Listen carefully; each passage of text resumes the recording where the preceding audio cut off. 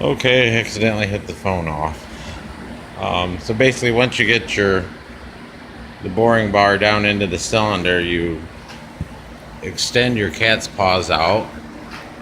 This you turn it to the right to expand it, and it'll actually pull. If you can watch it, it'll pull the boring bar into perfect center.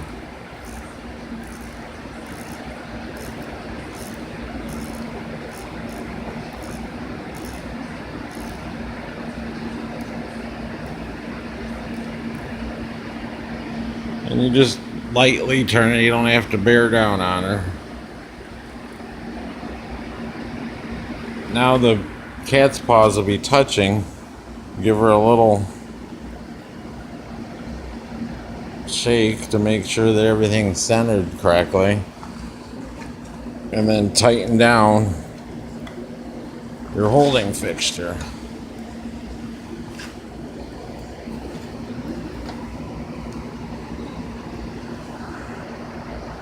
Now, on your cat's paw adjustment, you'll see there's a spring. After you get it to where it's touching, you give it like 2 clicks to the turn to the right, and it'll hold it in that position. So basically what that's doing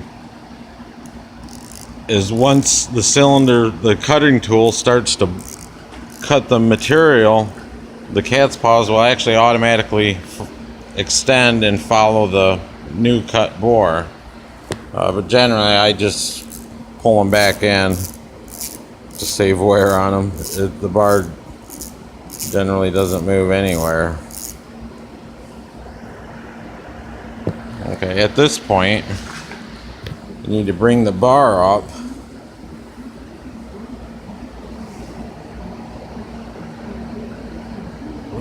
There goes my finger again.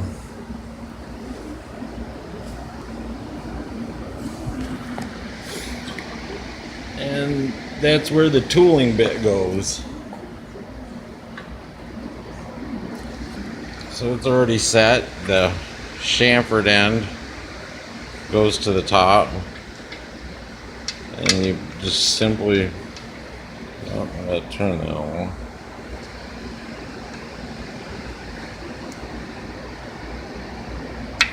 Push it in till it hits the back.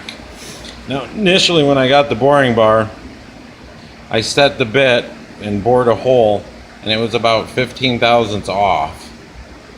So what I did at that point was adjust behind this. There's a screw on the other side that stops the bit from going in a certain distance. So basically you just adjust that screw a little bit at a time until the reading on your gauge here matches what your actual bore is once it's bored that cylinder.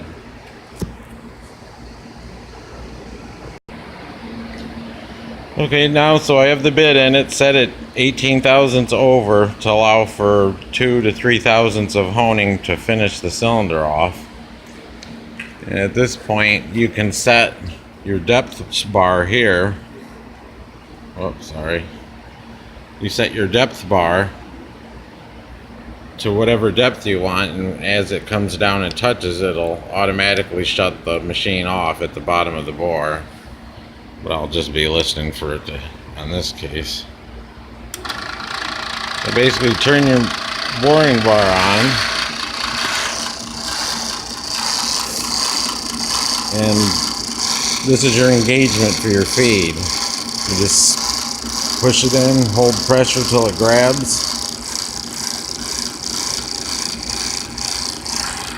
And now the boring bar will be feeding down the cylinder.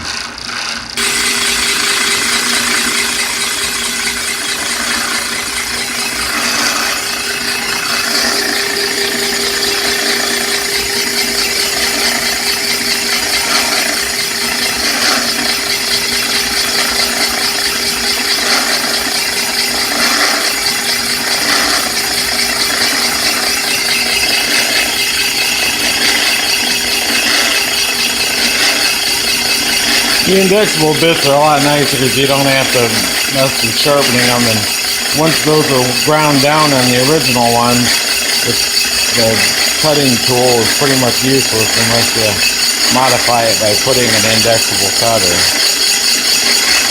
But as long as you have a bridge for it, it's pretty quick and easy to do.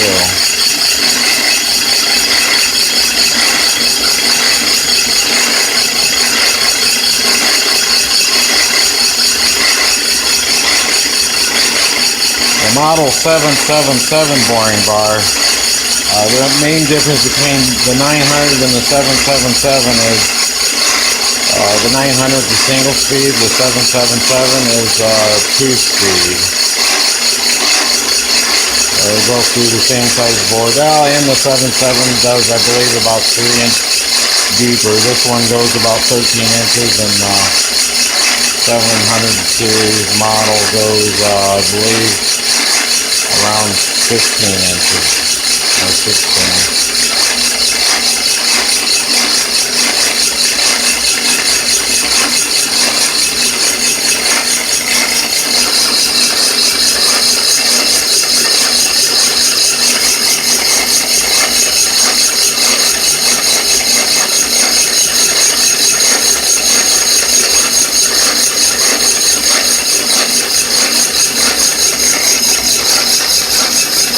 This smoke's just from residual oil that is in the bar.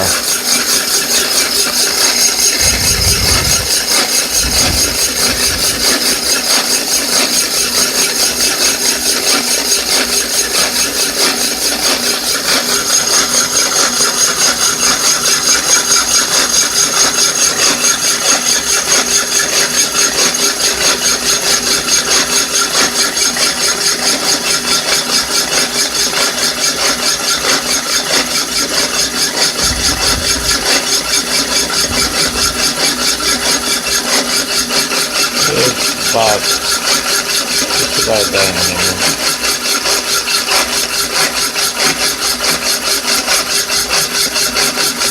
Maybe you can see it down there on the bottom.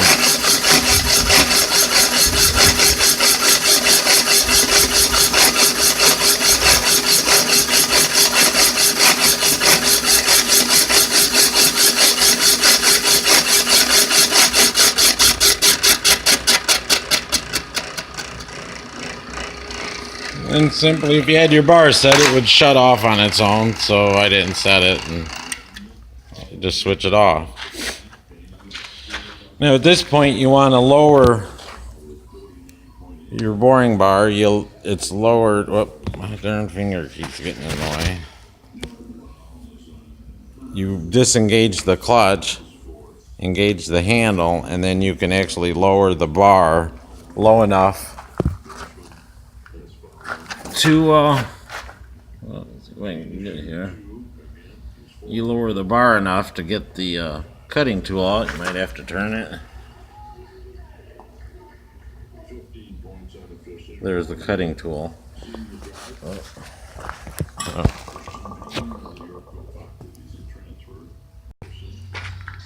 Okay, you use it's a hook tool that comes in your tool kit to grab the tip cutting tool here and just give it a pull out. You don't want to drag it up the cylinder and ruin your pretty bar. I mean, you kind of usually would hone out, but I like to just remove it. And at that point, you can crank her up out of the way.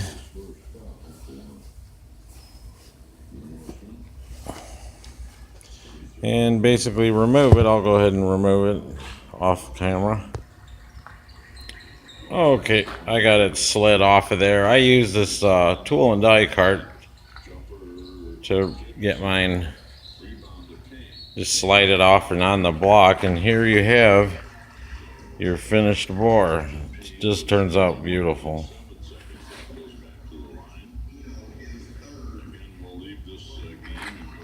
I've already done this one. This one I'll do next. I'll have to move the hold down tool into one of the other bores to do the middle cylinder. If you want to get another look at the toolkit here, basically comes with your cutter bits, your tool holders. This tool is used for lapping. What we got up here? You use it up here. This is a lapping stone. It would typically have diamonds in it, and you can use that to dress your factory brazed on carbide bits, like this one.